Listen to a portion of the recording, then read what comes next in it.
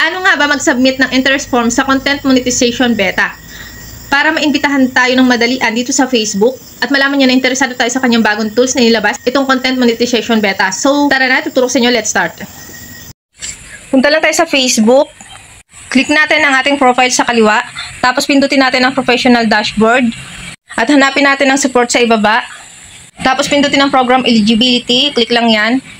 Tapos hanapin natin sa baba ang Performance Bonus Program. Click lang yan. Then scroll down at hanapin naman natin sa baba ang About the Performance Bonus Program. Click lang natin yan. Tapos pindutin natin tong Facebook Content Monetization Program. Click lang natin yan. Tapos pindutin ang I'm interested. Click lang natin. Tapos lagay lang natin dito ang email ng ating Facebook account. Tapos i-paste natin dito ang link ng ating account. Then kung may other social media account kayo, lagay nyo lang yan dyan. Kapag okay na, pindutin ang Let's Do This sa ibaba. Kapag tapos na, ganito na yung lalabas guys. Thank you for your interest in the Facebook Content Monetization Beta.